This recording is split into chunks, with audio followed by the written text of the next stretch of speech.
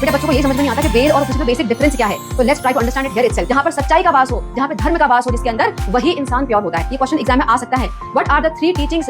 उपनिषद को और क्या बोला जाता है? वेदांत बोला जाता है। क्यों? क्योंकि सर्वे भवन्तु सुखिनः, सर्वे सन्तु निरामया, सर्वे भद्राणि पश्यन्तु मा कश्चित् दुःख भाग् भवेत्। Hello dear kiddos, welcome to Concept Corridor. I'm your mentor Yogita Dhami. So today let's complete the one shot of chapter number 7 for class 6 social science, that is India's cultural roots. In this chapter we could talk about India's culture or belief system. काफी सारे बच्चों को ये chapter tough लग रहा है क्योंकि यहाँ पे कई सारे नए टर्म्स हैं जो कि समझना बहुत जरूरी है. But don't worry, at Concept Corridor what I'm doing, I'm making everything simple for you, and same thing will happen with this chapter also. ठीक है? Start करें. And before we start, what are you supposed to do? Subscribe the channel, like this video, and if you feel this is worth watching, do share it among your friends also. ठीक है? So I hope you have done that. Subscribe the channel. Clear? चलो start करते हैं. बेटा इस chapter के front page में picture दी हुई है, फटाफट से एक बार देख लो. ये कौन है? A rishi from Hampi Karnataka. Here the Buddha from Bihar Bhutan. Here Mahavira from Bihar. इन पिक्चर्स को देख के पता पड़ रहा है कि हम यहाँ पर क्या पढ़ने वाले हैं, है ना? चलो स्टार्ट करते हैं डिटेल में. Again with this thought, subhashita the wise saying. क्या लिखा हुआ है यहाँ पर? That which can not be stolen, जो चोरी नहीं हो सकता. That which can not be confiscated by the rulers, जो जितने भी रूलर्स इंडिया में आए वो उसको कब्जे में नहीं कर पाए अपने. That which is not a burden as it does not weigh anything, वो चीज जिसका कोई भारी नहीं है. क्यों नहीं है? क्योंकि उसका कोई वेट ही नहीं है. दैट विच दो it is used only grows every day, वो हम जितना यूज करते जा रहे हैं वो एवरी डे और ग्रो होते जा रही है. That is the greatest wealth of all, the wealth of true knowledge. वो क्या है? वो नॉलेज है, वो ज्ञान है. बेटा ज्ञान, नॉलेज कहाँ होता है? हमारे दिमाग के अंदर. कोई इसको छू नहीं सकता. सो ऑब्वियसली कोई चोरी नहीं कर पाएगा, कोई उसको अपने कब्जे में नहीं कर सकता. और जितना हम नॉलेज को शेयर करेंगे, जितना हम उसके बारे में बात करेंगे, वो नॉलेज और ग्रो होती रहेगी. Clear? So this is the wise saying, the beautiful one. Clear? चलो moving ahead, now let's understand some important terms which will be required again and again in this chapter. बेटा बार बार इस chapter में repeat होंगे तो पहले इनको यहाँ पे समझ लो, उसके बाद चैप्टर पढ़ेंगे. ठीक है? देखो पहला वर्ड आता है यहाँ पर स्पिरिचुअल. अब ये स्पिरिचुअल वर्ड पक्का पहले सुना होगा आपने और थोड़ा बहुत इसका मतलब भी पता होगा. ठीक है? अब ये स्पिरिचुअल वर्ड कहाँ यूज होता है? जहां पर हम स्पिरिट या सोल के बारे में बात करें. इसको हिंदी में बोला जाता है आत्मा. संस्कृत वर्ड से ये आया है ना? हिंदी में भी हम इसको यूज करते हैं आत्मा. राइट? सो जब हम ये स्पिरिट, सोल, आत्मा के बारे में बात करें, इसका मतलब स्पिरिचुअलिटी की बात कर रहे हैं. राइट? और इसमें होता क्या है? जो लोग इस आत्मा, स्पिरिट या सोल के बारे में जानने की कोशिश करते हैं, वो कर क्या रहे हैं? वो अपने फिजिकल अपीयरेंस को छोड़ के जो अपने अंदर है आत्मा, उसके बारे में जान रहे हैं. राइट? सो स्पिरिचुअलिटी क्या है? It is the search of for a deeper higher dimension beyond our current personality. जो हमारा फिजिकल अपीयरेंस है इस पूरे समाज के लिए, सोसाइटी के लिए, अपने परिवार के लिए, उससे हटके हम अपने अंदर की आत्मा को जान रहे हैं. आपने सुना भी होगा आत्मा का परमात्मा से जुड़ना. राइट? जब हम उस डिवाइन पावर की खोज में निकल जाते हैं, that is spirituality. Understood? Next word is Sikar. Sikar मतलब जो सच्चाई की खोज में निकल जाए. अब पुलिस भी निकलती है तो पुलिस के बारे में बात नहीं हो रही यहाँ पर, है ना? यहाँ पर हो रही है स्पिरिचुअल सीकर की बात. सो स्पिरिचुअलिटी में सीकर कौन होंगे? जो उस डिवाइन पावर की खोज में निकल जाए, है ना? जो उस आत्मा की खोज में निकल जाए अपने अंदर की. So someone who seeks the truth. Truth किसका? Truth of this world. ये दुनिया कैसे चल रही है, इसमें डिवाइन पावर कैसे इसको चला रही है ना? हमारा इस धरती पे आने का मकसद क्या है? इस टाइप के कुछ क्वेश्चन होते हैं इनके दिमाग में. सो उसकी खोज में ये लोग निकल जाते हैं. और ये कौन हो सकते हैं? ये होते हैं साधु सन्यासी, Saint, isn't it? So these are sage, saint, yogi, philosopher, etc. इनको हम सीकर बोलते हैं. Clear? Next word consciousness. Conscious का इंग्लिश मीनिंग तो पता ही होगा आपको, है ना? ये एक इंग्लिश वर्ड, इसका मतलब पता होगा. अब कॉन्शियसनेस अगेन यहाँ पर स्पिरिचुअल कंटेक्स्ट से बात कर रहे हैं हम. सो स्पिरिचुअली कॉन्शियस कौन होगा? जिसको पता हो अपने बारे में. देखो द क्वालिटी और स्टेट ऑफ बीइंग अवेयर. पहले तो कॉन्शियस का मतलब क्या है? द क्वालिटी और स्टेट ऑफ बीइंग अवेयर. आपने क्लास में देखा होगा, मान लो कोई 4th पीरियड चल रहा है जहां पे मैम पढ़ा रही है और नेक्स्ट ब्रेक है, तो कई सारे बच्चे ना सब लॉस्ट घूम रहे होते हैं. उनके दिमाग में, उनके आंखों के आगे से पिज्जा बर्गर घूम रहे होते हैं. पता ही नहीं होता कि मैम ने क्या बोल दिया. So they are not conscious. Conscious का मतलब क्या है? द क्वालिटी और स्टेट ऑफ बीइंग अवेयर. जब हमको पता हो कि हमारे पास हम क्या कर रहे हैं, ठीक है, हमारे आसपास क्या हो रहा है. सो यहाँ पर स्पिरिचुअल कंटेक्स्ट में कॉन्शियसनेस का मतलब क्या है? Of aware of something with in one self, जब हमें पता हो कि हमारे अंदर क्या है, वो आत्मा है, उस आत्मा का वास है ना। तो इस टाइप की बातें करते हैं ये जो स्पिरिचुअली कॉन्शियस लोग होते हैं। और ये कौन हो सकते हैं? ये यूजुअली सीकर ही होते हैं जो स्पिरिचुअली कॉन्शियस हो चुके होते हैं, उस डिवाइन पावर से जुड़ चुके होते हैं बेसिकली। हम जैसे लोग नहीं होते, है ना। चलो चलते हैं आगे। Next word is world view. World, उसके बारे में, व्यू, राइट। तो वर्ल्ड के बारे में व्यू सबका अलग अलग हो सकता है, कोई डाउट नहीं है इसमें, है ना। अ सर्टेन व्यू और अंडरस्टैंडिंग ऑफ द वर्ल्ड, इस वर्ल्ड के बारे में जानकारी होना, इस वर्ल्ड में कैसे काम हो रहा है, हमारा क्या मकसद है इस धरती पर आने का, हमारी जो डिवाइन पावर है उस धरती को कैसे चला रही है, इसी के बारे में जब व्यू बन जाता है तो उसको वर्ल्ड व्यू बोलते हैं स्पिरिचुअल कंटेक्स्ट में। ठीक है। नेक्स्ट वर्ड आता है यहाँ पर school of thought, a very very important one, बार बार ये रिपीट होगा बेटा। ना what is the meaning of school of thought? ये ऐसा कोई स्कूल नहीं है जो थॉट्स की सप्लाई कर रहा है बेटा। स्कूल ऑफ थॉट्स का मतलब होता है अ ग्रुप ऑफ थिंकर्स और स्पिरिचुअल सीकर्स, कुछ लोगों का ग्रुप। वो लोग कौन हो सकते हैं? वो ये सीकर्स हो सकते हैं, जो स्पिरिचुअल सीकर्स हैं, जो साधु सन्यासी वो लोग, या फिर कुछ और थिंकर्स, उनका एक ग्रुप जिनका एक सिमिलर आइडिया हो about human life and world, जो इस दुनिया के बारे में, ह्यूमन लाइफ के बारे में सेम नजरिया रखते हो, उनको हम बोलते हैं स्कूल ऑफ थॉट्स। ठीक है। अब बेटा you be surprise to know, इस पूरे एनसीईआरटी में, यहां पर इस चैप्टर में कहीं पर भी रिलीजन वर्ड का यूज नहीं किया गया है। Yes, and that is a very good and smart move by NCERT. जब भी हम रिलीजन वर्ड यूज करते हैं ना तो लोग कुछ ज्यादा ही सेंटिमेंटल हो जाते हैं, फिर वो कुछ दूसरे कंटेक्स्ट में पहुंच जाते हैं। अब रिलीजन है क्या? रिलीजन क्या है? सोचने का नजरिया ही तो है। किसके बारे में? डिवाइन पावर के बारे में, अपने ह्यूमन लाइफ के बारे में। कुछ लोग सोचते हैं कि जो मूर्तियां होती हैं उसमें डिवाइन पावर होती है, कुछ लोग सोचते हैं कि किसी पेड़ में भी डिवाइन पावर होती है, कुछ लोग सोचते हैं कि जो डिवाइन पावर है उसका कोई रूप, कोई शेप नहीं है। यस, कुछ लोग सोचते हैं कि डिवाइन पावर हमारी धरती पर आए थे, है ना, वो रह के गए हैं। सो सबका अपना अपना सोचने का नजरिया है, तो उसी कंटेक्स्ट में अलग अलग रिलीजन बन गए हैं। Understood? So here we will not use the religion word. Instead, it is just the school of thought. लोगों का एक नजरिया है वो सिर्फ। Understood? So these are some of the important terms that you should know. Got it? चलो, now let's understand the big questions here that we are going to find answer for. यहां से शुरू हो रहा है मेन चैप्टर। देखो, पहला question, what are Vedas? वेद है क्या?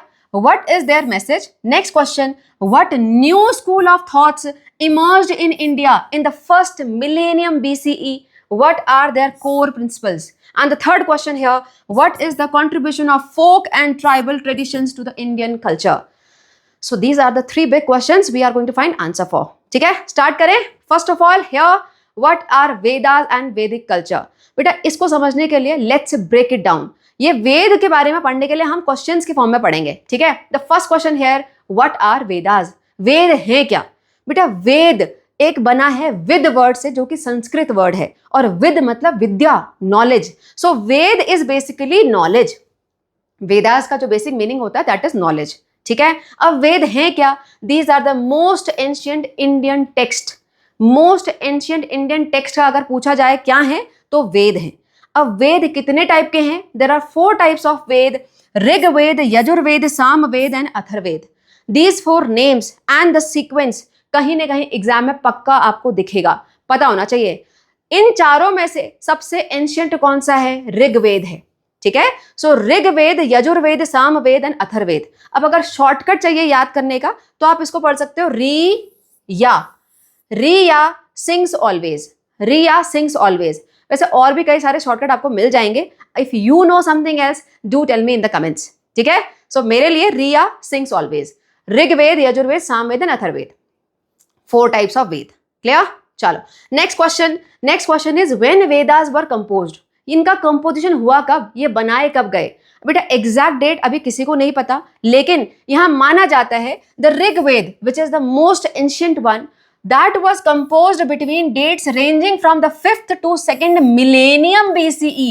Millennium BCE as the exact dates are not known.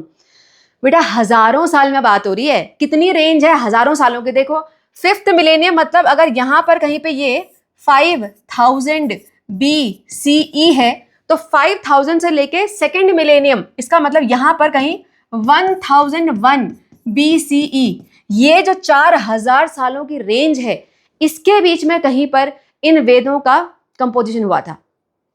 Understood? Further, so for approximately 100 to 200 generation, these texts have been memorized through rigorous training and passed on orally with hardly any alterations. बेटा जो ये वेद जब compose किए गए थे तो compose करने के बाद लिखे नहीं गए थे. यस, वो कहीं नहीं लिखे गए थे. ये जो हैं वो पास हुए एक जनरेशन दूसरे जनरेशन ओरली, मतलब वो सिर्फ याद करे जाते थे, मेमोराइज करे जाते थे और फिर नेक्स्ट जनरेशन को बताया जाता था. So these were passed for approximately 100 to 200 generation without any alteration. Such a big deal. अब मुझे जल्दी से बताओ कितने लोगों को ये समझ में आया 100 to 200 जनरेशन क्यों लिखा हुआ है? जल्दी बताओ, किसी को समझ में आया? बेटा देखो, एक जनरेशन कितने साल की होती है? आप में और आपके पेरेंट्स में कितने सालों का डिफरेंस है? अप्रॉक्सीमेटली 20 to 25 डिफरेंस ईयर का होगा, राइट? अब आपके पेरेंट्स और आपके ग्रैंड पेरेंट्स में कितने ईयर का डिफरेंस है? सेम इतना ही, ऑलमोस्ट 20 ईयर मान के चलो, है ना? तो अगर हम एक जनरेशन को अप्रॉक्सीमेटली 25 ईयर मान लें तो 25 into 100 तो कितना हो गया? 2500 साल, राइट? 2500 ईयर एंड 200 से मल्टीप्लाई करो तो लगभग 5000. सो 2500 से लेके 5000 ईयर के बीच में लगभग जितने भी जनरेशन आई उन सभी में ये पास होता रहा without any alteration. That's why 100 to 200 generation. That's the beauty of these Vedas. Understood? आगे चलते हैं. Now where these were composed, यहां पर है when Vedas were composed. So ये आपका आंसर है. Where these were composed in somewhere Sapta Sindhava region. बेटा आपने पढ़ लिया प्रीवियस चैप्टर में.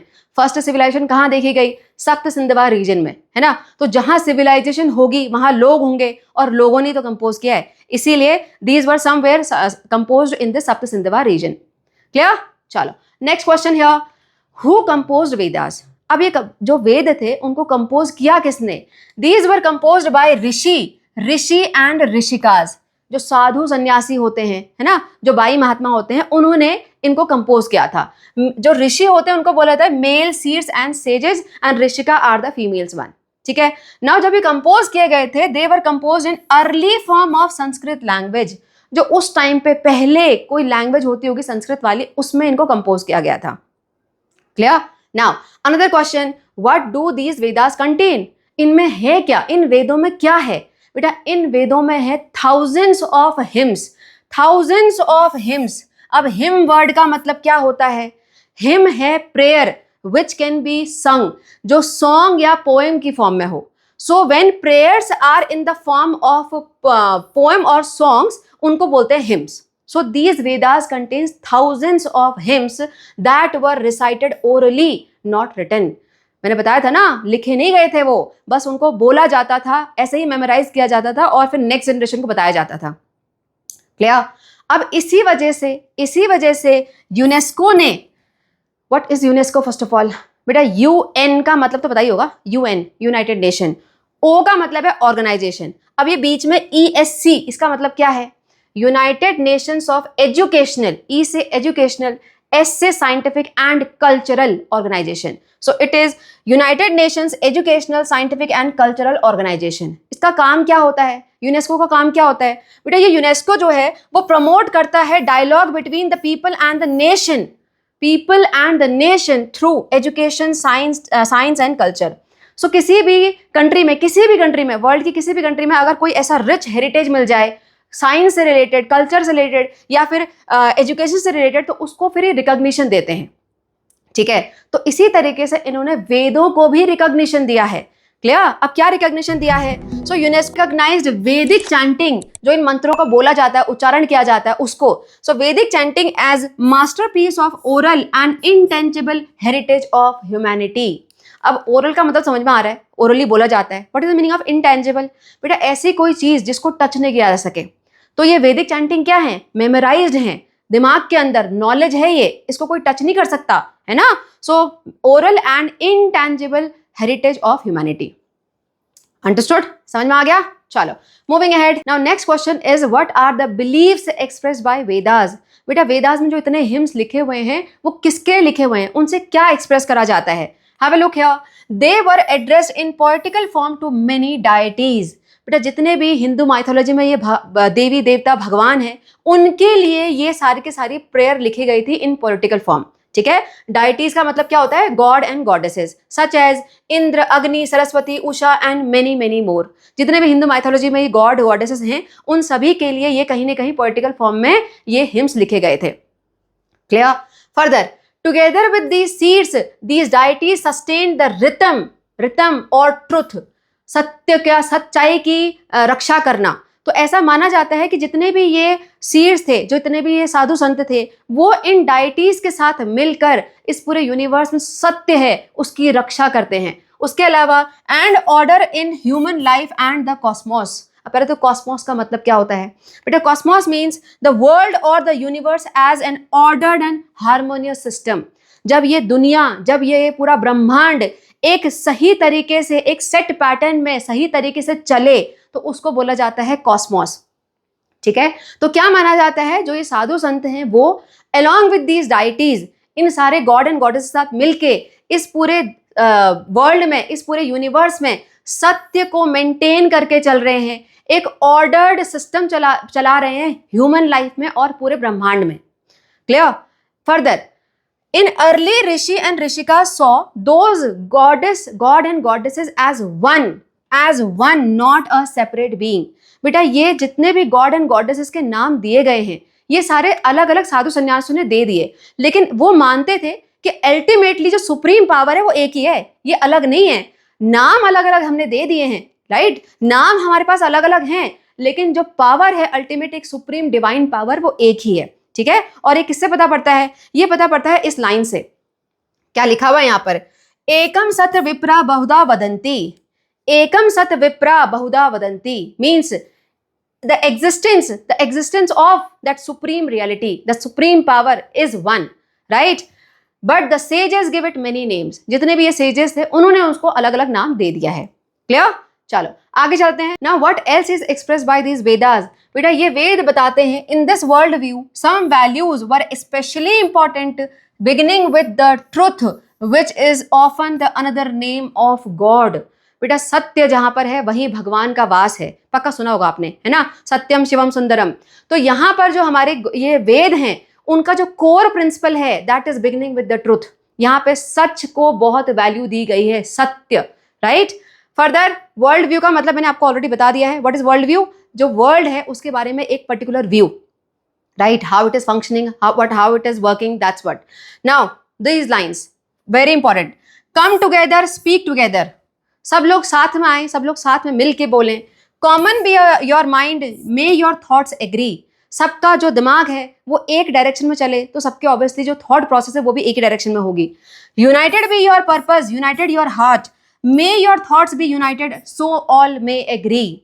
बेटा अगर ये हो जाए, अगर सबका जो एक गोल है वो एक हो, सबका सोचने का नजरिया सेम हो, अगर सब लोगों का दिमाग, माइंड, हार्ट सब कुछ सेम डायरेक्शन में चले, तो उसके बाद कन्फ्लिक्ट की कोई जगह ही नहीं बचेगी, है ना? उसके बाद कन्फ्लिक्ट्स होंगे ही नहीं। ये पूरा जो यूनिवर्स है, जो कॉस्मोस है, वो पूरा का पूरा हार्मोनियसली चलेगा। Understood? So these are the core principles of Vedas.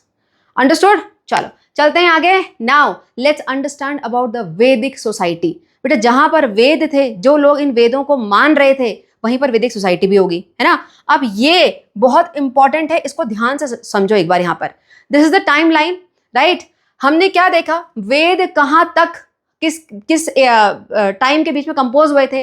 लगभग 5th मिलेनियम से लेके यहाँ पे 1001 BCE, इनके बीच में कहीं पर वेदों का कॉम्पोजिशन हुआ था, राइट? तो इसका मतलब ये वैदिक स्कूल ऑफ थॉट तो चलता हुआ ही आ रहा है। ये जो डैश डैश डैश दिख रहा है ना, इसका मतलब ये कंटिन्यूशन में है, ये वैदिक स्कूल ऑफ थॉट चलता हुआ आ रहा है जब से इनका कॉम्पोजिशन हुआ होगा।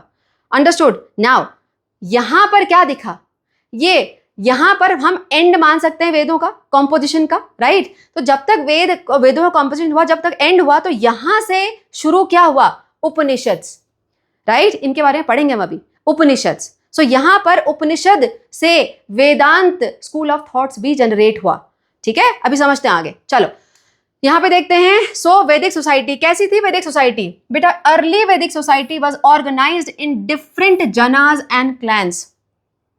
अलग अलग जनाज में वो डिवाइडेड थी। जन मतलब क्या होता है? पीपल, लोग, राइट? सो जन इज द पर्यायवाची ऑफ जो लोग होते हैं, है ना। तो अलग अलग जनाज यानी क्लैन में ये पूरी सोसाइटी डिवाइडेड थी.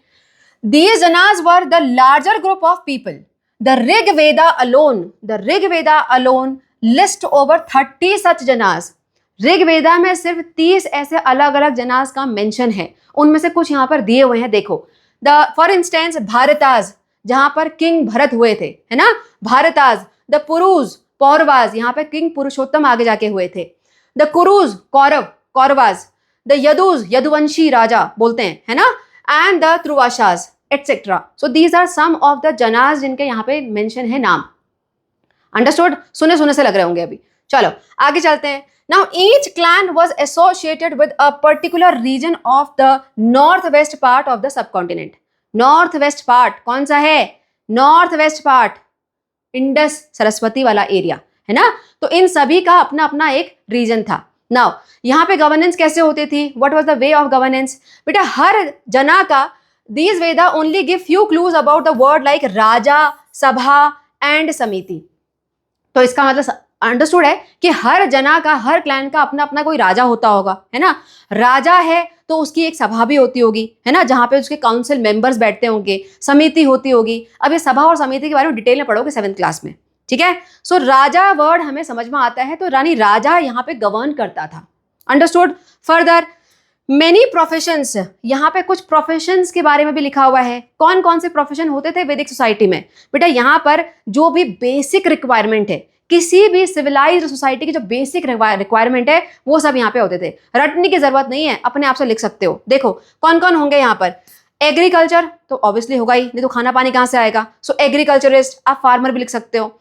वीवर्स, कपड़े बनते होंगे ना, तो वीवर्स. पॉटर्स, क्योंकि वो पॉट में खाना बनाते होंगे. Builders, carpenter, healer, dancer, barber, priest etcetera.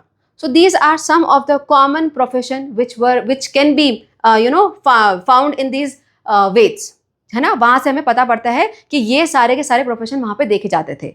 Further moving ahead. Now बेटा उनका डेली रिचुअल कैसे स्टार्ट होता था? इस वैदिक सोसाइटी में जो लोग थे वो कैसे अपना दिन स्टार्ट करते थे? Daily ritual in the form of prayers and offering to the Agni. वो सुबह सुबह वो हवन यज्ञ करते थे, है ना. सो ऑफरिंग टू द अग्नि. फर्दर रिचुअल्स लाइक यज्ञ ऑफन रीड एज यज्ञ, यज्ञ, यहाँ पे यज्ञ है, यज्ञ इसको बोलते हैं हम. टुवर्ड्स वेरियस डाइटीज, अलग अलग भगवानों के लिए अलग अलग टाइप के यज्ञ होते थे. फॉर इंडिविजुअल और कलेक्टिव बेनिफिट्स एंड वेलबींग, या तो अपना सिंगल कोई अपना यज्ञ कर सकता है, या तो collective wellbeing of the society, उसके लिए बड़े बड़े यहाँ पर हवन यज्ञ होते थे. ठीक है, ये था सिंपल, ये है सिंपल वैदिक सोसाइटी. लेकिन यहाँ पे आ गए अब कुछ कॉम्प्लेक्शन. क्या कॉम्प्लेक्शन आ गए बेटे? यहाँ पर over the time these ritual became very complex. और जो कुछ लोग थे, जो सीकर्स थे, उनके दिमाग में क्वेश्चन आने लग गया, भाई who I am, what is this universe, what is the truth, हम ये यज्ञ क्यों कर रहे हैं, हम ये इतने सारे जो चैंटिंग कर रहे हैं वो क्यों कर रहे हैं. इस टाइप के क्वेश्चन किसी के दिमाग में आए होंगे.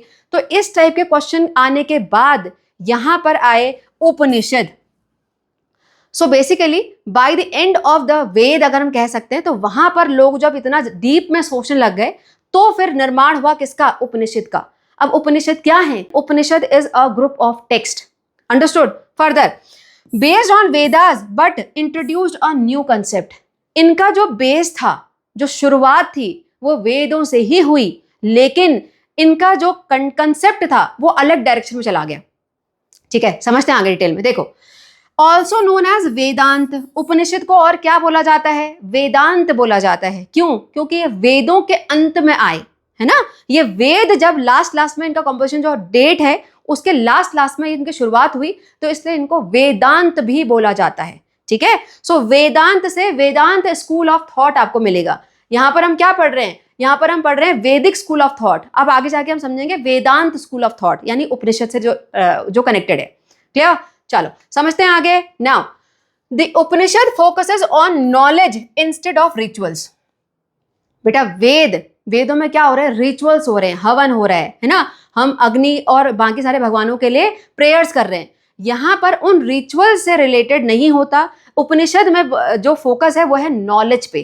ठीक है. Further they believed in the concept of आत्मा, सेल्फ एंड ब्रह्म. यहां पर बोला गया भाई ये बाहर रिचुअल करने से कुछ नहीं होगा, यहां पर तुम खुद को जानो, अपने अंदर की आत्मा को जानो, उस ब्रह्म को जानो। ब्रह्म का मतलब क्या है, हम यहाँ पे ब्रह्म भगवान की बात नहीं कर रहे हैं, ब्रह्म का मतलब है वो डिवाइन पावर, ठीक है। सो आत्मा एंड परमात्मा, सेल्फ एंड द ब्रह्म। यहाँ पर रीबर्थ एंड कर्म, जो हम कर्म करेंगे फिर रीबर्थ होगा, यानी उस पर यहाँ पे फोकस किया गया था। Clear? Further, according to them the atma, the divine essence that resides in the every being, but it is ultimately one with the brahma। यहां पर क्या माना गया कि इतने जितने भी लोग हैं उन सबके अंदर आत्मा का वास है, राइट। वो तो उन सबकी अपनी अपनी आत्मा है, लेकिन अल्टीमेटली वो है क्या, वो वही सुप्रीम पावर ब्रह्म है। यानी कि सारी की सारी आत्मा जो है वो कहीं ना कहीं उस ब्रह्म से, वो डिवाइन पावर से कनेक्टेड है, यानी सब लोग एक हैं। क्लियर? ये पता किससे पड़ता है? इससे देखो, अहम ब्रह्मासि, आई एम ब्रह्म। अहम ब्रह्मासि मतलब मैं वो ब्रह्म हूं। So I am Brahmasi, I am that Brahma, that is to say that I am that divine, right. And tat tvam असि, यानी तुम भी वही हो, मैं वो ब्रह्म हूं और तुम भी वही हो। So you are that. Clear? इसका मतलब मैं भी वो ब्रह्म हूं, तुम भी वो ब्रह्म है, यानी कि सबके सब क्या है, वो डिवाइन पावर ही है, क्योंकि हमारे अंदर उस आत्मा का वास है। Clear? So that's Y self and ब्रह्म पे बहुत फोकस किया गया था यहाँ पर। फर्दर एक और यहाँ पे पता पड़ता है बेटा, यहाँ पर सिर्फ जो पीपल हैं, यानी जो लोग हैं, ह्यूमन बीइंग हैं, उन्हीं को नहीं, यहाँ पर जो human life, nature and this whole universe is one divine essence called Brahma और समटाइम जस्ट तत्। यानी कि सिर्फ लोग ही नहीं, ये जो पूरा नेचर है, पूरा ब्रह्मांड है, वो सब एक है। क्या है वो? ब्रह्म, जिसको कभी कभी सिर्फ तत्व भी बोलते हैं, ठीक है। अगेन इसका प्रूफ क्या है? इसका प्रूफ है ये श्लोक पक्का आपने कभी ना कभी बोला होगा। क्या लिखा है यहाँ पर? सर्वे भवन्तु सुखिनः, सर्वे सन्तु निरामया, सर्वे भद्राणि पश्यन्तु, माँ कश्चित् दुख भाग भावते।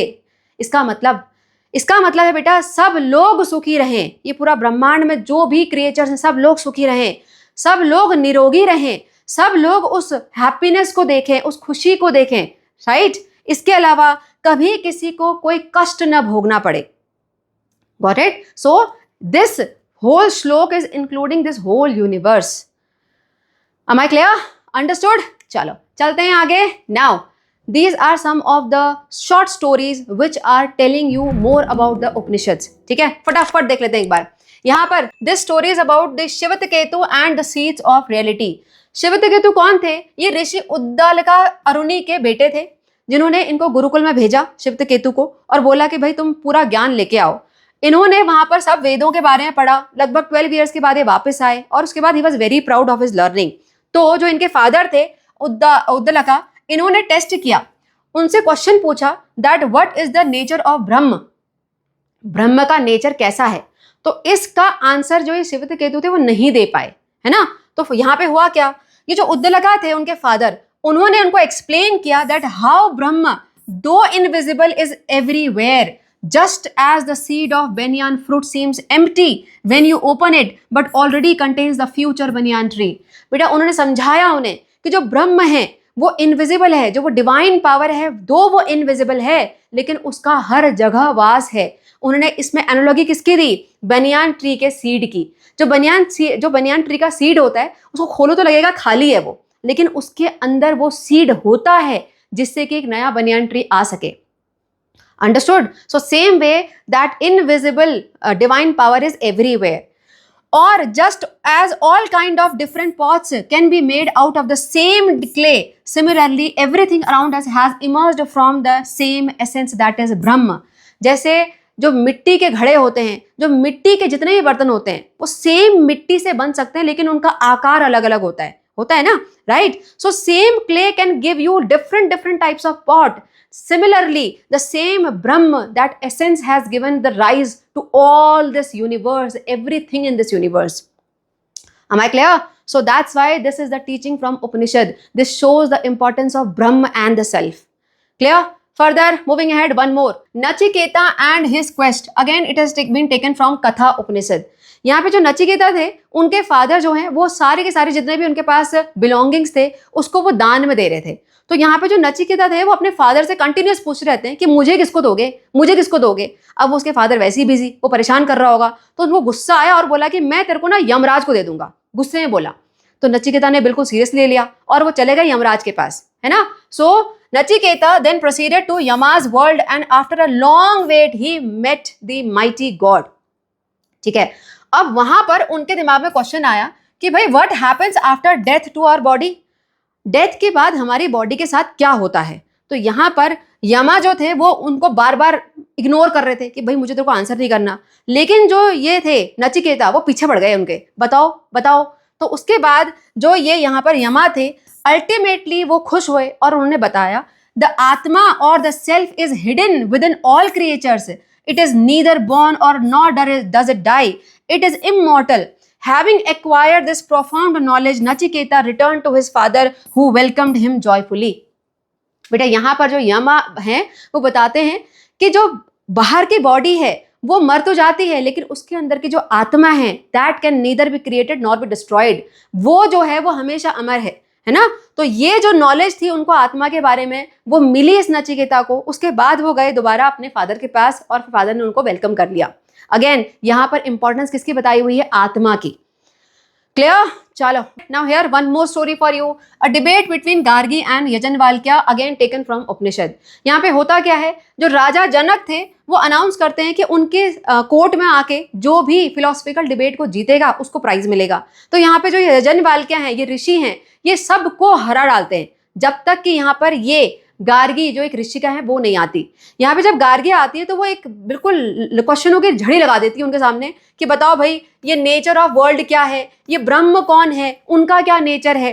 तो थोड़े बहुत आंसर देते हैं ये, लेकिन उसके बाद बोलते हैं कि बस करो अब इतने ही क्वेश्चन पूछो। लेकिन गार्गी रुकती नहीं है, वो पूछती रहती हैं। तो यहाँ पर वो बताते हैं, यजनवाल्क्य बताते हैं कि जो ये ब्रह्म है that is what makes the world, the season, the reverse and everything else possible. तो वो ये एक्सप्लेन करते हैं कि वो जो ब्रह्म है उसी ने इस पूरे यूनिवर्स को बनाया है। इस यूनिवर्स में जितनी भी चीजें हैं, रिवर ले लो, सीजन ले लो, जो भी चीजें पॉसिबल हैं, everything is made by that Brahma. ठीक है, so again this Upanishad is emphasising on Brahma, its nature. Understood, चलो moving ahead. Now here let's differentiate between Veda and Upanishad. बेटा बच्चों को यही समझ में नहीं आता कि वेद और उपनिषद में बेसिक डिफरेंस क्या है, तो let's try to understand it here itself. Veda में क्या देखा हमने, वेद में है बहुत सारे हिम यानी कि प्रेयर्स, राइट। उन प्रेयर्स से हम क्या कर रहे हैं, रिचुअल्स कर रहे हैं, यज्ञ किया जा रहा है, हवन किए जा रहे हैं, देवी देवताओं की पूजा की जा रही है ना। तो यहाँ पे रिचुअल्स में मेनली फोकस किया गया है। जबकि उपनिषद में क्या है, उपनिषद में नॉलेज एंड फिलॉसफी पे बात हो रही है। उस आत्मा का जो डिवाइन पावर है, ब्रह्म है, उससे कनेक्शन कैसे होगा, ये सारी फिलोसफिकल बातें हैं, राइट, नॉलेजेबल बातें हैं। तो नॉलेज एंड फिलॉसफी पे यहाँ पे ध्यान दिया गया है। अंडरस्टूड। नेक्स्ट, यहाँ पे जितने भी डाइटीज हैं यानी कि गॉड एंड गॉडेसेस हैं अलग अलग, उनकी वर्शिप की जा रही है, उनकी पूजा की जा रही है। यहाँ पर क्या हो रहा है, यहाँ पे कोई गॉड एंड गॉडेस नहीं है, यहाँ पे अपनी आत्मा, सेल्फ, आत्मा एंड दैट डिवाइन ब्रह्म, वो जो एक सुप्रीम गॉड रियलिटी पावर है, उसके बीच में कनेक्शन की बात हो रही है। क्लियर। नेक्स्ट, यहाँ पर ये जो वेदास हैं इनके थ्रू जो जितने भी साधु संत हैं और जितने भी डाइटीज हैं वो मिलके रितम को मेंटेन करके चल रहे हैं, यानी सत्य को मेंटेन करके चल रहे हैं इस पूरे कॉस्मोस में। यहाँ पर क्या हो रहा है, यहाँ पर हम लिबरेशन और मोक्ष की बात कर रहे हैं, यानी आत्मा जब उस डिवाइन पावर परमात्मा यानी जो ब्रह्म है उसको जान जाती है, उससे कनेक्ट हो जाती है, तो फिर वहां पर लिबरेशन, मोक्ष, ज्ञान की प्राप्ति हो जाती है। ये बातें कही गई हैं उपनिषद में। Understood? So this is the basic difference between the Vedas and the Upanishad. Clear? So हमने दो ये school of thought clear कर लिए हैं. Now we are coming to the third school of thought again, which can be seen in the first millennium. बेटा ये सब first millennium में चल रहा है ना। तो यहाँ पर देखो एक और कौन सा स्कूल ऑफ थॉट आया, योगा, है ना। तो यहाँ पर क्या होता है, one more school of thought Guru out of the Vedas in early in the first millennium BCE। अब बेटा योग में क्या होता है ये आपको पता है ना। योग में हम फिजिकली बहुत हार्डवर्क करते हैं, देखा होगा आपने योगियों को, यस। सो यहाँ पर होता क्या है, this method developed the method intended to achieve the realisation of Brahma in once consciousness. Again यहाँ पे योग के थ्रू, योग करके जो फिजिकल हम हार्डवर्क कर रहे हैं उसके थ्रू उस ब्रह्म को रियलाइज करने का तरीका देखा गया है ना। So again a different school of thought. Understood, ज्यादा डिटेल में नहीं है, इतना ही पढ़ना है। Further moving ahead now, together these school of thoughts, ये जो 3 स्कूल ऑफ थॉट हम यहाँ देख रहे हैं, वेदास वाले, उपनिषद वाले एंड दिस योगा वाले, है ना, यही इन्हीं तीनों ने कहा क्या रखी, हिंदुज्म की नींव रखी है, ठीक है। So together these school of thoughts became the foundation for the what we called Hinduism today. जो हम हिंदू धर्म की बात करते हैं आज, इसकी नींव इन्हीं तीनों ने उस टाइम पे रखी थी। अंडरस्टूड, समझ में आया? चलो moving ahead now, moving to the another school of thought that is Buddhism. अभी जो बुद्धिज्म स्कूल ऑफ थॉट है, इसके फाउंडर कौन थे बेटा? इसके फाउंडर थे सिद्धार्थ गौतम। क्या नाम है? सिद्धार्थ गौतम। कहाँ जन्म हुआ था? लुम्बिनी में, that is today in Nepal, correct. और कब हुआ था? 560 BC। अभी डेट तो याद हो गई होगी, चैप्टर 4 से पढ़ते हुए आ रहे हो, है ना, 560 BC। नाउ अब जो सिद्धार्थ गौतम है, क्या उनको शुरू से ही हम बुद्धा बोलते थे बेटा? नो, एक्चुअल में जो सिद्धार्थ गौतम थे वो एक प्रिंस थे, वो राजमहल में रहते थे, ठीक है। अब उनको एट द एज ऑफ 29 बोला जाता है कि भाई तुम जाओ और सिटी का चक्कर लगा के आओ, देख के आओ कि हमारी सिटी में क्या क्या हो रहा है, ठीक है। तो वो बैठते हैं अपने रथ पे और चले जाते हैं सिटी का चक्कर लगाने। जब वो जा रहे होते तो उनकी नजर पड़ती है 3 मेन चीजों पे, ठीक है। किस पे पड़ती है? फर्स्ट एन ओल्ड मैन, एक बूढ़ा व्यक्ति। उसके बाद सेकेंड अ सिक मैन, एक बीमार व्यक्ति। और थर्ड अ डेड बॉडी। तो वो सोचते हैं भाई कितनी सफरिंग है सिटी में, लोगों में कितनी सफरिंग है, कितना बूढ़ा व्यक्ति है, कैसे रह रहा होगा, ये बीमार व्यक्ति कितना सफर कर रहा होगा। उसके बाद देखो लोग मर भी गए, है ना। थोड़ी देर बाद फिर वो क्या देखते हैं? He also saw an ascetic. अब पहले तो एसेटिक कौन होते हैं बेटा? Such people who engages themselves in rigorous discipline to attain a higher consciousness. So basically higher enlightenment के लिए, यानी उस डिवाइन पावर से जुड़ने के लिए जो बहुत रिगरस डिसिप्लिन वाली लाइफ को जीते हैं, उन्हें हम बोलते हैं एसेटिक, ठीक है। तो जब उनकी नजर एसेटिक पे पड़ी तो वो बड़ा खुश था, he was very happy and at peace. तो वो बोलता है बाकी सब लोग इतना सफर कर रहे हैं, ये क्यों इतना खुश है? इसको दुनिया से कोई फर्क नहीं पड़ रहा, है ना, ये इतना खुश है, एट पीस है। तो ये सारी चीजों को सोचते हुए, इन सारे एक्सपीरियंस के बाद क्या किया? सिद्धार्थ ने अपना जो महल था, जो राजमहल और प्रिंस वाली लाइफ थी, वो छोड़ दी और पीछे क्या छोड़ा? अपने वाइफ और सन को भी, गॉट इट। और फिर वो निकल पड़े एक एसेटिक वाली लाइफ को जीने के लिए। So as an ascetic he met other ascetics and scholars and searched the root cause of the suffering in human life. उसके बाद वो निकल पड़े ये सोचने के लिए, ये इसका आंसर ढूंढने के लिए कि भाई ह्यूमन लाइफ में इतनी सफरिंग क्यों है, लोग इतने परेशान क्यों हैं, ठीक है ना। इसी के चलते क्या किया उन्होंने? He meditated for many days under the peepal tree at Bodh Gaya. कहाँ है ये? आज के टाइम पे बिहार में है, ठीक है। तो पीपल ट्री के अंदर बोध गया में इन्होंने मेडिटेशन किया और ही अटेन्ड एनलाइटमेंट। उसके बाद उनको वो ज्ञान की, महाज्ञान की प्राप्ति हुई, ठीक है।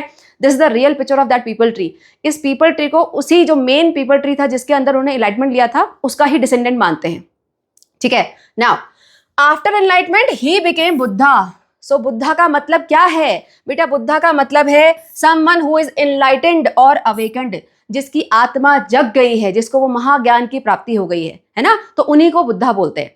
अंडरस्टूड? सो मेडिटेशन के बाद उनको एनलाइटमेंट मिला और फिर उन्होंने क्या रियलाइज किया? उन्होंने रियलाइज किया ये सफरिंग का कॉज, ह्यूमन लाइफ में इतनी सफरिंग क्यों है, इसके लिए उन्होंने कॉज को फाइंड आउट किया और उनको मिले 2 मेन कॉज। क्या है वो? First ignorance and the second attachment. पता होना चाहिए, इंपॉर्टेंट है बेटा। बुद्धा ने क्या बताया? अविद्या। बेटा विद्या का मतलब क्या होता है? नॉलेज। अविद्या मतलब जहां नॉलेज नहीं है, यानी जहां पर इग्नोरेंस है, ठीक है। So avidya, ignorance and attachment, these are the 2 main cause of human suffering, ठीक है। अब देखो अविद्या तो पता ही है, जहां पर नॉलेज नहीं होगा ऑब्वियसली वहां पर सफरिंग तो होगी, है ना, इसीलिए इतना पढ़ा लिखा रहे हैं आपको। उसके अलावा अटैचमेंट मतलब जहां पे हमारा ना बहुत डीप बॉन्ड जुड़ जाए, जहां पर हम इमोशनली बहुत ज्यादा किसी से अटैच हो जाएं। Let me give an example. आपके आसपास बहुत सारे स्ट्रीट डॉग्स होंगे ना, होंगे। नाउ अब उनमें से कोई स्ट्रीट डॉग अगर आपके पास दौड़ते आए तो आप क्या करोगे? आप बचने की कोशिश करोगे उससे, है ना, because you are not attached to that dog. लेकिन वहीं पर अगर आपका पेट डॉग होगा और वो दौड़ के आए तो आप भी ऐसे हग करने के लिए खड़े रहते हो। Yes, attachment. क्लियर? सो यहाँ पे क्या बताया? जहां जितना ज्यादा अटैचमेंट होता है, जहां हम इमोशनली बहुत ज्यादा बॉन्डेड होते हैं, फिर वहां पर सफरिंग भी उतना होता है, दुख भी उतना होता है।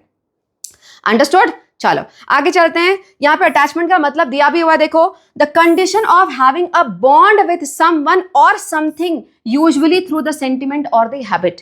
जहाँ पे हमारे सेंटिमेंट्स बहुत ज्यादा जुड़ जाते हैं किसी चीज से या किसी पर्सन से, तो वहां पर होता है फिर अटैचमेंट। क्लियर? चलो चलते हैं आगे। Now so the Buddha started teaching idea of अहिंसा। बेटा अहिंसा का मतलब क्या होता है? हमारे लिए आजकल होता है नॉन वायलेंस, लेकिन उस टाइम पे जब ये अहिंसा वर्ड यूज कर रहे थे, इनका मतलब था नॉन हर्टिंग और नॉन इंजोरिंग।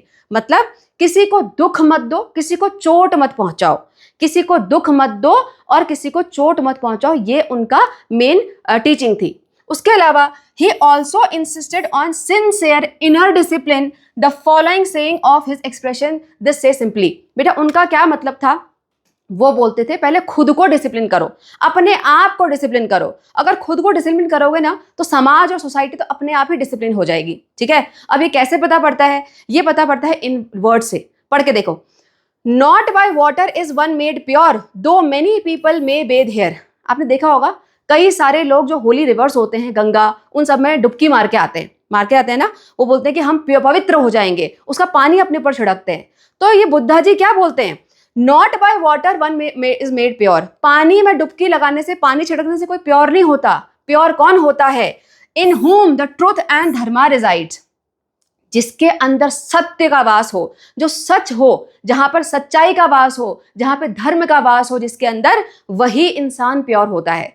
ठीक है, further conquering one self is greater than conquering 1,000 men on the battlefield 1,000 times। बेटा हम हजारों बार, हजारों लड़ाइयों में, हजारों लोगों पे अगर जीत हासिल कर लें, उससे भी ज्यादा इंपॉर्टेंट और मुश्किल क्या है? खुद पे जीत हासिल करना। अब ये खुद पे जीत हासिल करने का मतलब क्या है? बेटा खुद के विचारों पे जीत हासिल करना, खुद के अंदर जो बुराई है उसको हटा के अच्छाई को लेके आना, ये है खुद पे जीत हासिल करने का मतलब। And that is difficult obviously, है ना। हम अपने थॉट्स पे कंट्रोल करना कितना मुश्किल होता है। सो ये बुद्धा ने बोला है कि अपने थॉट्स पे कंट्रोल करो। क्लियर? समझ में आया? सो टीचिंग क्या है? फर्स्ट है अहिंसा and the second one is sincere inner discipline. Understood? उसके अलावा रूट कॉज क्या है जो प्रॉब्लम है ह्यूमन लाइफ में? उसका है दो, अविद्या एंड अटैचमेंट। ठीक है, अविद्या एंड अटैचमेंट। बेटा इसके अलावा बुद्धा फाउंडेड दी संघ। देखो बेटा बुद्धा अपने आप टीचिंग तो दे ही रहे थे, उसके अलावा उन्होंने निर्माण किया संघ का। संघ क्या है? अ कम्युनिटी ऑफ भिक्षु एंड भिक्षुनी। यानी भिक्षु जो उनको मॉन्क बोला जाता है इंग्लिश में, and bhikshuni are the nuns. अब what who are monks? Monks का मतलब क्या है? बेटा someone who is giving up the usual life of the world to dedicate himself और हरसेल्फ टुवर्ड्स द रिलीजियस और स्पिरिचुअल परसूट्स। मतलब अपनी डेली लाइफ के रिश्ते नाते, रोजमर्रा की जिंदगी, इसको छोड़ के वो अपने आप को स्पिरिचुअलिटी की तरफ, धर्म की तरफ डेडिकेट कर देते हैं। उनको हम मॉन्क्स या फिर नन्स बोलते हैं। क्लियर? नाउ ये जो मॉन्क्स और नन्स थे, इन्होंने क्या किया? They were practising and spreading his teaching. वो हर दूर दूर जाके उनकी टीचिंग्स को स्प्रेड कर रहे थे। ठीक है, so his influence on India and indeed the whole of Asia was enormous as we will discover later. बेटा जो ये टीचिंग स्प्रेड कर रहे थे, इसकी वजह से क्या हुआ? बहुत दूर दूर तक, ये लगभग पूरे एशिया में इनकी टीचिंग को फैलाया गया। किसके द्वारा? संघ के द्वारा। ठीक है, चलो now here the Jatakas tales for you. बेटा ऐसा माना जाता है बुद्धिज्म में, जो बुद्धा थे वो कई सारे रूपों में इस धरती पे आए हैं, तो उन्हीं में से एक रूप के बारे में यहाँ पे स्टोरी है। और यहाँ पर जो बुद्धा है वो है king of the troops of monkey. वो खुद भी मंकी है, मंकी की फॉर्म में है, और वो है किंग अपने पूरे मंकी वाले ट्रूप्स के। अब होता क्या है, ये सारे के सारे लोग रह रहे थे एक बड़े से ह्यूज ट्री पे, जिसमें बहुत स्वीट और फ्रेग्रेंस वाला फ्रूट होता था। तो जो किंग मंकी थे यानी बुद्धा थे, उन्होंने ऑर्डर किया था कि भाई ये जो फ्रूट है यहाँ से बच के नहीं जाना चाहिए, किसी के हाथ नहीं लगना चाहिए। बट बाय मिस्टेक एक दिन एक फ्रूट गिरता है जो नीचे स्ट्रीम बह रही होती है उसमें, और चला जाता है बड़ी दूर, और मिल जाता है एक दूसरे किंग को मिल जाता है। वो टेस्ट करते हैं, बोलते हैं वाह इतना स्वीट फ्रूट कहाँ से आया, ये ढूंढो उसको। तो उसके जो सोल्जर्स होते हैं वो बड़े ढूंढते हैं, और बहुत लॉन्ग सर्च के बाद उनको पता पड़ता है कि भाई ये वो ट्री है। अब यहाँ तो इतने सारे मंकी बैठे हैं, तो किंग ऑर्डर करता है उनका कि भाई इन सारे मंकी को भगा दो यहाँ से, मारो चाहे कुछ करो, ये फ्रूट मुझे चाहिए। अब यहाँ पर जो बुद्धा थे उनको बचाना था उन सारे मंकीज को, तो वो क्या करते हैं, उनकी बॉडी बड़ी थी तो वो अपनी बॉडी का ब्रिज बनाते हैं उस स्ट्रीम में, और सारे मंकी को बोलते तुम भागो मेरी बॉडी के ऊपर से। अब इस पूरी प्रोसेस में उनको बहुत चोट लगती है और अल्टीमेटली उनकी डेथ हो जाती है। ठीक है, तो इन सबको देखते हुए जो किंग था, जो वो अटैक करने आया था, उसका बड़ा हृदय परिवर्तन होता है। फिर उसको समझ में आता है कि भाई मुझे अपने सब्जेक्ट के लिए, अपनी जनता के लिए कैसे काम करना चाहिए। ठीक है, तो उसको बेसिकली एक सीख मिलती है। So this is Jataka's tale. Understood? चलो, now moving for the another school of thought, that is Jainism. Again starting with the founder. Founder is Vardhaman. कौन थे जैनिज्म के फाउंडर? वर्धमान। जन्म कहाँ हुआ था? वैशाली। वी एंड वी ऐसे याद कर लो बेटा। बुद्धिज्म के फाउंडर कौन थे? सिद्धार्थ गौतम। जन्म हुआ था लुम्बिनी, जो कि नेपाल में है। यहां पर जैनिज्म के फाउंडर थे वर्धमान, जिनका जन्म वैशाली में हुआ था, जो कि आज के टाइम पे मॉडर्न डे में बिहार में है। Clear? Now same as like Siddhartha Gautam, यानी सेम एज लाइक बुद्धा, ये भी एक प्रिंस थे, ये भी राजमहल में रहते थे, रॉयल फैमिली का पार्ट थे। लेकिन इनका भी कुछ हृदय परिवर्तन हुआ और at the age of 30, Siddhartha Gautam at the age of 29 he left his palace. He at the age of 30 decided to leave his home and go in the search of spiritual knowledge. ठीक है, तो ये भी चल पड़े स्पिरिचुअल नॉलेज को find out करने के लिए. Now he practised an aesthetic discipline and after 12 years he achieved the infinite knowledge और सुप्रीम विजडम. बेटा इन्होंने भी एस्थेटिक वाली लाइफ को जिया और 12 साल के बाद after 12 years he achieved this infinite knowledge और सुप्रीम विजडम. अगेन जिसको हम क्या बोलते हैं? एनलाइटमेंट बोलते हैं, वो महाज्ञान की प्राप्ति. ठीक है, now so he became as Mahavira. जब उनको वो नॉलेज मिली, इनफाइनाइट नॉलेज या फिर सुप्रीम विजडम, तब इनको बोला गया महावीरा या फिर great hero. And then he started preaching his knowledge. फिर उन्होंने लोगों को सिखाना शुरू किया, समझाना शुरू किया. क्लियर? चलो moving ahead. Now here don't miss it out for you. बेटा द वर्ड जैन, जैन जो वर्ड है वो, और जैना भी बोलते हैं, it comes from the word Jinnah.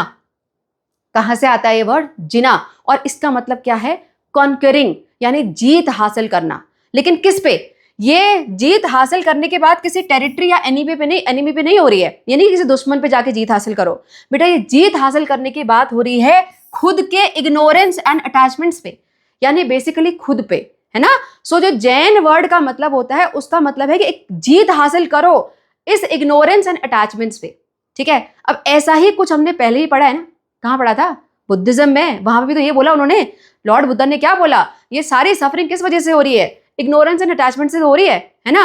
And the same कुछ मिलता जुलता यहाँ जैनिज्म में बोला गया है. और सेम ऐसा ही हमने कहाँ पढ़ा था? हमने पढ़ा था उपनिषद में भी. वहां पर भी क्या बोला कि खुद को जानो, अपनी सोल को जानो. और अपनी सोल को कौन जान पाएगा? जो खुद पे कंट्रोल कर सकता है, खुद के थॉट्स पे कंट्रोल कर सकता है. यस, इससे क्या पता पड़ रहा है बेटा? भले ही बोलने का तरीका अलग अलग है ना, स्कूल ऑफ थॉट्स अलग अलग हैं, लेकिन उनका जो कोर प्रिंसिपल है दैट इज सेम. ठीक है, have a look. So these ideas shared to a large extent with Buddhism and the Vedantic school of thought also. Understood? चलो आगे समझेंगे इसको डिटेल में और आगे चलते हैं. नाउ बेटा जैन टीचिंग इंक्लूड्स अहिंसा, अनेकंतवदा एंड अपारिग्रह. ये 3 मैंडेटरी क्वेश्चन है बेटा. ये क्वेश्चन एग्जाम में आ सकता है. What are the 3 teachings by Jain? बेटा जैन टीचिंग्स बताती है अहिंसा, अनेकंतवदा एंड अपारिग्रह. अब अहिंसा का मतलब सबको पता है, इनका मतलब क्या है? देखो अभी याद हो जाएगा बेटा. अनेक मतलब कई सारे, वदा मतलब बोलने के तरीके. किस चीज को? ट्रुथ को. जैनिज्म ये बोलता है कि सच्चाई को बोलने का कोई एक तरीका नहीं होता, ये कई तरीके से बोला जा सकता है. हम किसी एक शब्द से सत्य को नहीं एक्सप्लेन कर सकते. ठीक है, तो ये मानते हैं कि अनेकंतवदा का मतलब है not just one aspect, not just one aspect or perspective. That is, the truth has many aspects and cannot be fully described by any single statement. किसी एक तरीके से हम सच को एक्सप्लेन नहीं कर सकते हैं, ये जैनिज्म बोलता है. ठीक है, सो अनेकंतवदा. नेक्स्ट आ जाओ अपारिग्रह. अपारिग्रह बेटा ग्रह मतलब घर. घर पे हमारा अधिकार होता है, पोजीशन होता है. तो अपारिग्रह मतलब नॉन पोजीशन. ठीक है, ऐसे याद करो. ग्रह मतलब घर जिसपे हमारा अधिकार हो, पोजीशन हो. तो अपारिग्रह का मतलब नॉन पोजीशन. ठीक है, so Aparigraha means non possession and advises the detachment from material possession, limiting oneself to what is truly necessary in the life. Jainism बोलता है कि भाई नॉन पोजेशन को फॉलो करो, ये मेरा है मेरा है मेरा है, इन सबको छोड़ो, सिर्फ जो जरूरी है इस लाइफ को जीने के लिए उतने से खुश रहो। ये मेरा मेरा मेरा जितना अपने अंदर जितने पोजीशन में लेते रहोगे उतना आपको आगे जाके दुख होता रहेगा। ठीक है, सो 3 टीचिंग, अहिंसा, अनेकंत वदा एंड अपारिग्रह, याद होना चाहिए। क्लियर, चलो चलते हैं आगे। नाउ इसके अलावा बेटा जैनिज्म में कंपैशन एंड केयर भी दिखाई गई है टुवर्ड्स ऑल लिविंग बींग्स। आपने देखा भी होगा, है ना, जैनिज्म जो स्कूल ऑफ थॉट है उसके लोग बहुत केयर करते हैं एनिमल्स की। यस, क्यों करते हैं बेटा? Jainism insist on the interconnectedness and interdependence of all creatures from humans to the invisible organisms as they support each other, cannot live without one another। बेटा जैनिज्म ये बोलता है कि इस पूरे वर्ल्ड में जितने भी क्रिएचर हैं, हमको भले ही वो दिखाई नहीं दे रहे, यानी माइक्रो ऑर्गेनिजम्स, सब लोग एक दूसरे पे कहीं ना कहीं इंटरडिपेंडेंट हैं। हम लोग ना उनके बिना रह सकते हैं, ना वो हमारे बिना रह सकते हैं। सो हमें वहां पर सबकी केयर करनी चाहिए, सिर्फ अपनी नहीं करनी चाहिए। ठीक है, so that's why compassion and care for all living beings. Understood? चलो, now here these lines explains the compassion towards all the animals. देखो पढ़ते हैं, all breathing existing living sentient.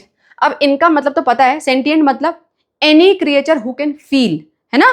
So all breathing existing living sentient creatures should not be slain, मतलब उनको बर्बरता से मारना नहीं चाहिए। नॉर ट्रीटेड विद वायलेंस, उन पे हमें कोई अत्याचार नहीं करना चाहिए। Nor abused, nor tormented, nor driven away, उनको भगाना भी नहीं चाहिए।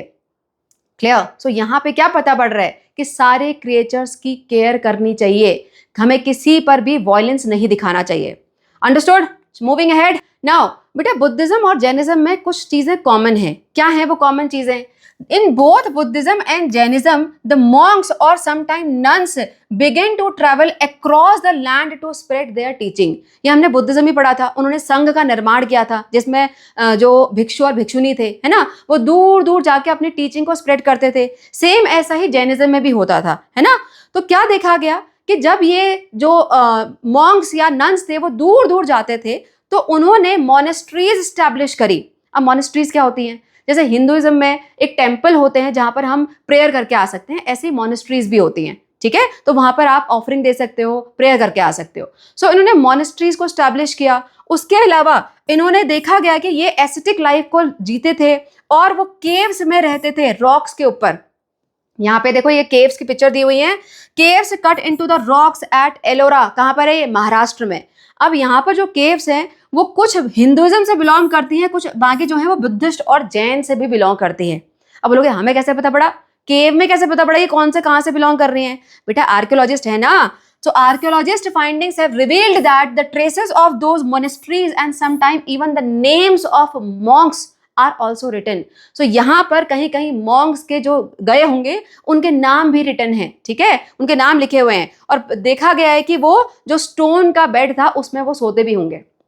so ascetic life they were living, the disciplined life। correct? चलो चलते हैं आगे। now here again question for you बेटा, observe this a panel from Jain temple in new Delhi. Okay, Jain temple जो न्यू दिल्ली में, वहां से लिया गया है। What is the striking about it, what message does it carry? Okay, अच्छा पैनल को जरा ध्यान से देखो बेटा, ये लायन और ये काव एक वेसल से पानी पी रहे हैं। क्या दिखा रहा है? ये नेचुरल एनिमी है एक दूसरे के, लेकिन तब भी कोई हिंसा नहीं है, अहिंसा, non violence it is showing, है ना। और कुछ है यहाँ पर? ओके, यहाँ पर देखो ये बेटा, ये जो कब है लायन का, वो किससे फीड ले रहा है? काव से। और इस साइड ये जो काफ है वो ले रहा है लाइनस से, फीड ले रहा है। इससे क्या दिखता है? Compassion towards all the creatures, isn't it? So this is the striking feature about this panel, I think. देखो answer.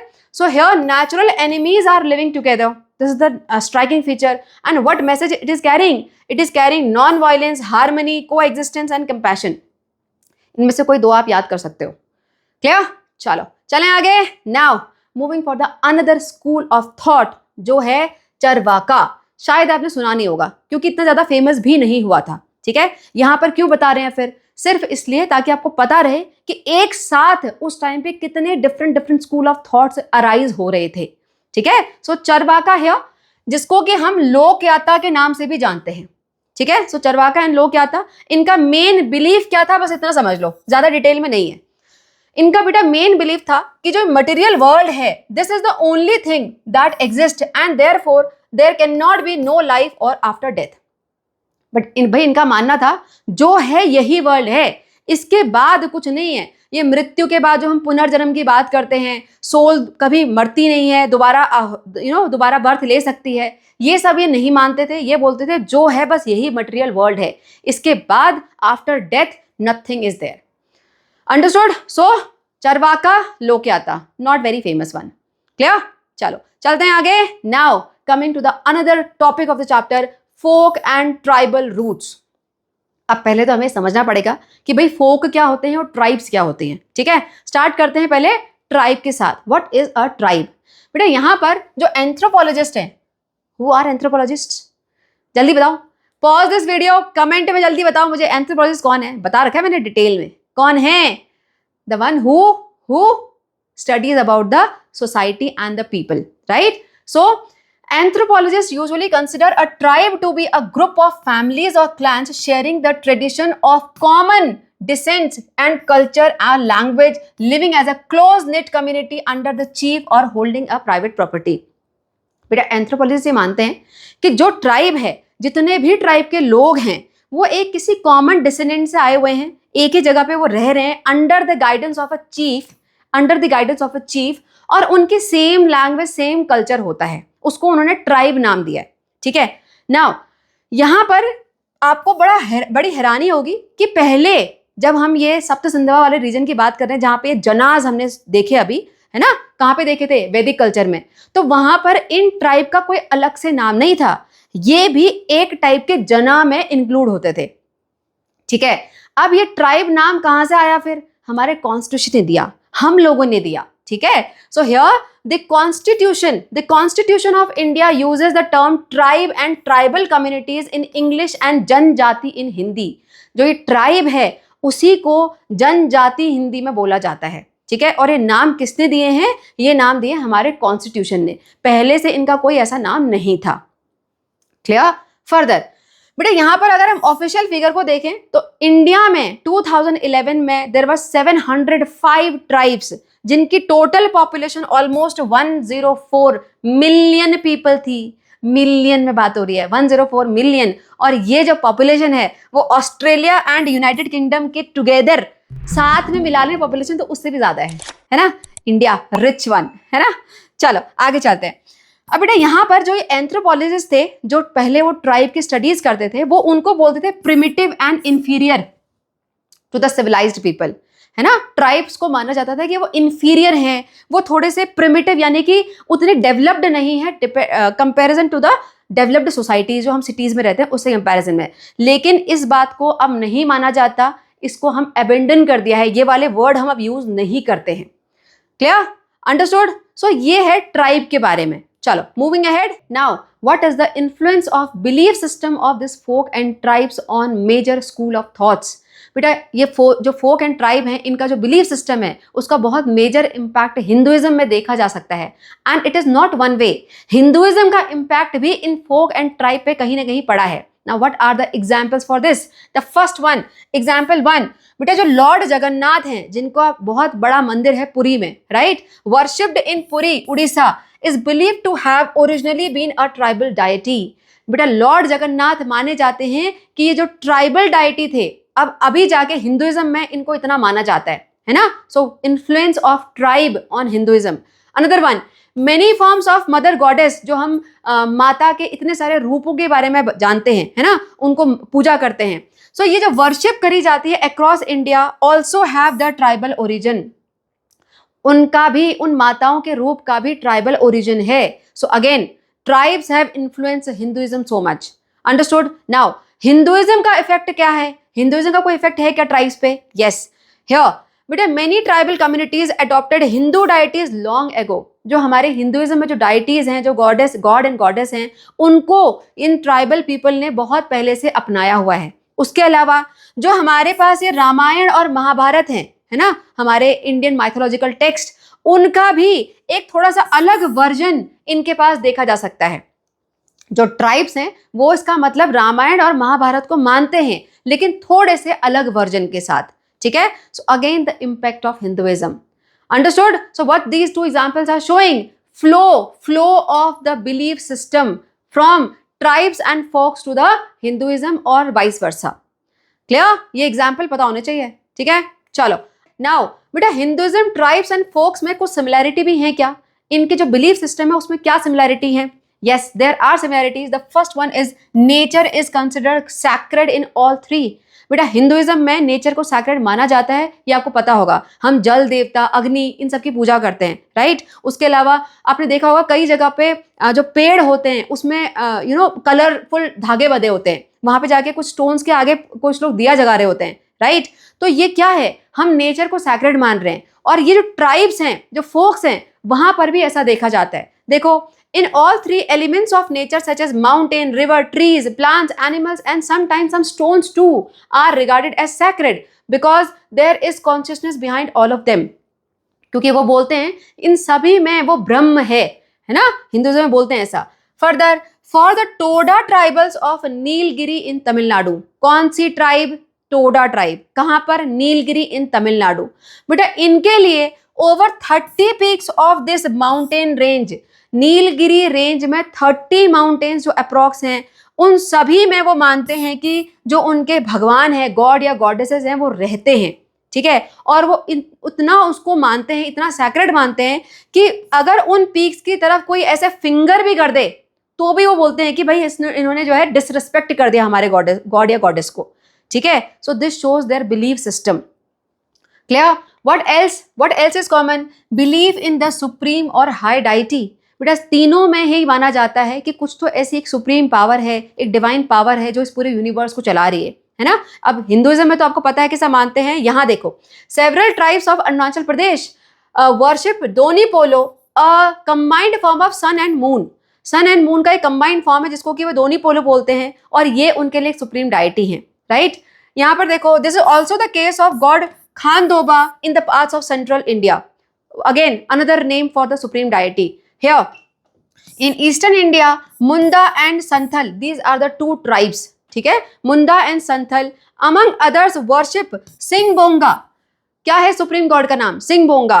Again a supreme deity who creates this whole world. ये मानते हैं कि ये जो है इन्होंने पूरे इस वर्ल्ड को बनाया हुआ है, ठीक है। So again what it is showing, similar thoughts. Understood? Further, this the screenshot of your NCERT. बेटा Indian sociologist Andre Beteille summed up all this situation in her words. क्या बताया इन्होंने? इन्होंने ये बताया कि जितने भी thousands of caste and tribes हैं इंडियन सब कॉन्टिनेंट में, उन सब का कहीं ना कहीं एक दूसरे पे इन्फ्लुएंस देखा गया है। यहाँ पर the tribal religion have been influenced by Hinduism. जो ट्राइब्स हैं उन पे हिंदुइज्म का बहुत इफेक्ट देखा गया है, but the same again vice versa also. जो ट्राइब्स हैं उनका हिंदुइज्म पे भी इफेक्ट देखा गया है। Understood? So this we have already discussed earlier. Further, now coming to the trunk of the tree. ये इनिशियल आपको दिया हुआ था बेटा, लेकिन मैंने वहां पर आपको नहीं समझाया because I wanted to get it to the last. Now हमारा जो इंडियन कल्चर है वो एक ट्रंक ऑफ द ट्री से रिजेंबल करता है। क्यों करता है? अब देखो, हमने इतने सारे स्कूल ऑफ थॉट यहाँ पर पढ़े, बट पढ़ के ऐसा नहीं लग रहा है कि हमने ऑलमोस्ट सिमिलर चीजें पढ़ी हैं। सब जगह अहिंसा, नॉन वायलेंस, है ना, कंपैशन, इस पे जोर दिया गया है। ये बताया गया है कि पहले खुद को जानो, खुद को प्योर करो, अपने आप को सुधारो। Yes, so these are the basic some values which are common in every all the school of thoughts. भले ही उनके जो डायमेंशन है वो अलग अलग जा रहे हैं, लेकिन जो मेन कोर वैल्यू है दैट इज सेम, ठीक है। So that's why Indian culture represent the trunk of the tree. अभी समझते हैं और आगे देखो। Although the Vedic, Buddhist and Jain school had important differences, they also share some common concept. Now, what are those common concepts? Such as dharma, karma, rebirth, the search of an end to the suffering, ignorance, and many other important values which are common in all. Right? So this is the trunk of the tree we have started this chapter with. We didn't start with the chapter with this trunk of the tree, but we'll end with it. ठीक है? So here, this is the trunk of the tree. बेटा मान लो ये जो banyan tree है, ये क्या होता है इसमें? ये बहुत ह्यूज होता है ना? ये जो ट्रंक है इसका बहुत स्ट्रॉन्ग सॉलिड, ये अलाउ करता है कि सारी ब्रांचें बड़ी दूर दूर जाएं, बहुत दूर दूर तक फैलें, राइट। और उसके बाद ये एक और चीज अलाउ करता है कि हर जो ब्रांच है वो अपनी एक फ्रेश रूट डाल सके। अंडरस्टूड। लेकिन फ्रेश रूट डालने के बाद ये जो ब्रांच है वो ट्री से अलग नहीं होते, वो स्टिल कनेक्टेड होते हैं इस मेन ट्रंक के साथ, right. So this is our Indian culture. So the main value, the core principle are this trunk, but with those principle we are getting different school of thoughts, different areas, right? So those branches are spreading into those areas. Now what are those areas? These are the one. हम अलग अलग literature दे सकते हैं, अलग अलग science के तरीके, art, medicine, culture, religion, governance, सब चीजों में आपको वेरिएशन मिल जाएगा। द बेस्ट एग्जाम्पल मैं आपका देती हूँ मेडिसिन का, है ना। आपने सुना होगा allopathic medicine, homeopathic medicine, Ayurvedic medicine, है ना। तो ये क्या है, अलग अलग स्कूल ऑफ थॉट हैं। किसी को लगता है कि हम नेचर में रह के नेचर के तरीके से ठीक होना चाहिए, एलोपैथी वालों को लगता है कि हमने साइंटिफिकली प्रूव किया है तो हमारे तरीके से इफेक्टिव होगा, है ना, पक्का ठीक होगा। तो क्या है बेटा, ये स्कूल ऑफ थॉट है, लेकिन उनका मेन प्रिंसिपल क्या है, ह्यूमैनिटी, लोगों का भला करना। So the core principal is same. Understood? So that's why Indian culture represents the trunk of the tree. Clear? So with this, we are done with this chapter. I hope you were able to understand each and every concept, but still having any doubt or facing any difficulty, comment. I will revert back. ठीक है? चलो, see you soon for the next chapter. Till then, take care and bye bye.